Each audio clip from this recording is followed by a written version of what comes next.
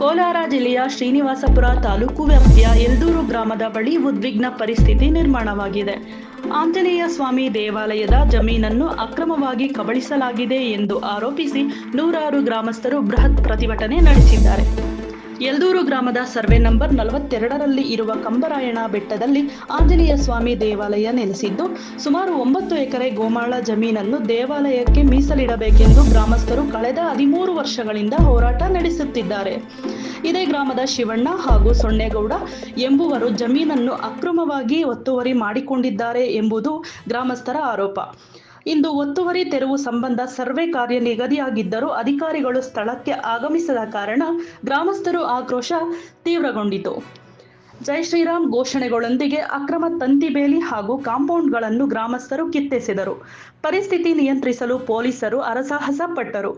ತಕ್ಷಣ ಒತ್ತುವರಿ ತೆರವುಗೊಳಿಸದಿದ್ದರೆ ಉಗ್ರ ಹೋರಾಟ ನಡೆಸುವುದಾಗಿ ಗ್ರಾಮಸ್ಥರು ಎಚ್ಚರಿಕೆ ನೀಡಿದ್ದಾರೆ. ಶ್ರೀನಿವಾಸಪುರ ಪೊಲೀಸ್ ಠಾಣಾ ವ್ಯಾಪ್ತಿಯಲ್ಲಿ ಬಿಗುವಿನ ವಾತಾವರಣ ಮುಂದುವರಿದಿದೆ.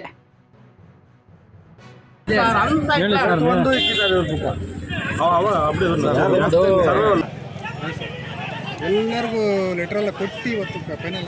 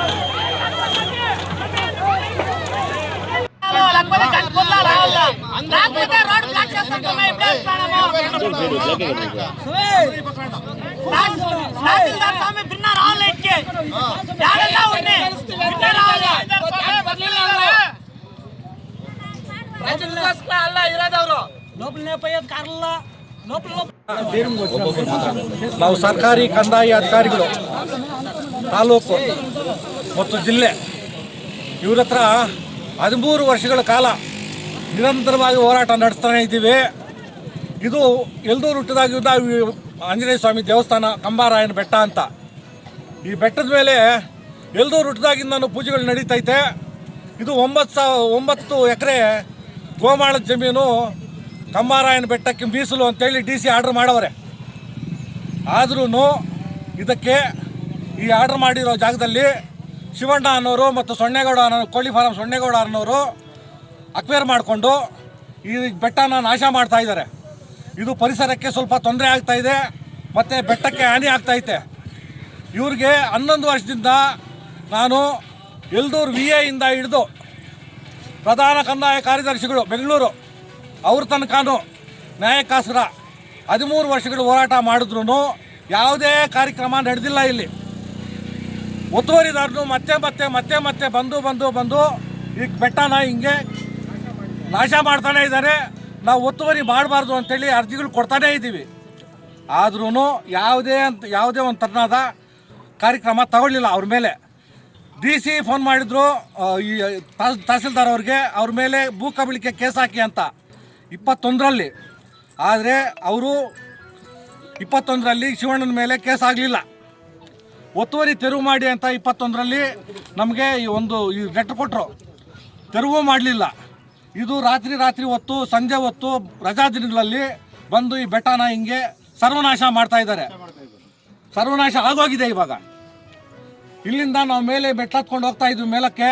ಈ ಮೆಟ್ಲೆಲ್ಲ ಕಡಿವಿ ಇದನ್ನು ನಾಶ ಮಾಡಿರ್ತಾರೆ. ಇವ್ರ ಮೇಲೆ ಅಗತ್ಯವಾದಂಥ ಕಾರ್ಯಕ್ರಮ ಕೈಗೊಂಡು ಅವ್ರ ಮೇಲೆ ಕ್ರಿಮಿನಲ್ ಮೊಕದ್ದಮೆ ಮೂಡಿ ಈ ದೇವಸ್ಥಾನದ ಜಾಗ 9 ಎಕರೆನ ಸಾರ್ವಜನಿಕವಾಗಿ ಉಳಿಸ್ಕೊಟ್ಟು ಇಲ್ಲಿ ಉದ್ಯಾನವನ ಮಾಡಬೇಕು ಅಂತೇಳಿ ನಾವು ಪೂರ್ತಿ ಬೆಟ್ಟದಲ್ಲಿ ಸುತ್ತೂರು ಮರಗಳು ನೆಟ್ಟಿದ್ವಿ. ಆದ್ರೂ ಈ ಮರಗಳು ಎಲ್ಲನೂ ಕೊಯ್ದಾಕ್ಬಿಟ್ಟು 400 ಮರ ಇಲ್ಲಿ ಕೊಯ್ದು ಮತ್ತೆ ಅವ್ರು ಇದು ಮಾಡಿದ್ರು. ಅವ್ರ ಮೇಲೆ ಯಾವುದೇ ಆಕ್ಷನ್ ತಗೊಳ್ಳಿಲ್ಲ. ನಮ್ಮ ಮೇಲೇ ಕೇಸ್ ಹಾಕಿದ್ರು. 404 ವರ್ಷ ನಾನು ಮಾಡದೇ ಇರೋಂಥ ತಪ್ಪಿಗೆ ನಾನು ಕೋರ್ಟ್ ಅಳಿಬೇಕಾಯ್ತು. ಅವ್ರ ಹತ್ರ ಹೋದರೆ ಕೇಸ್ ಹಾಕ್ತಾರೆ, ಇಲ್ಲ ಅಂದರೆ ಪ್ರಾಣ ತೆಗಿತಾರೆ. ಅವರು ಗೂಂಡಾಯಿಸಂ ಮತ್ತು ದೌರ್ಜನ್ಯದಿಂದ ಇಲ್ಲಿ ಕೆಲಸ ಮಾಡ್ತಾ ಇದ್ದಾರೆ ಅಂತ 13 ವರ್ಷಗಳ ಕಾಲ ಸರ್ಕಾರದ ಕಂದಾಯ ಅಧಿಕಾರಿಗಳಿಗೆ ಅರ್ಜಿಗಳು ಕೊಟ್ಟು ಸಾಕಾಗಿದೆ. ಇವತ್ತು ಊರಿನ ಸಮಸ್ತ ನಾಗರಿಕರು ಸೇರಿ ಇಲ್ಲಿ ಧರಣಿ ಸತ್ಯಾಗ್ರಹ ಮಾಡ್ತಾ ಇದ್ದೀವಿ.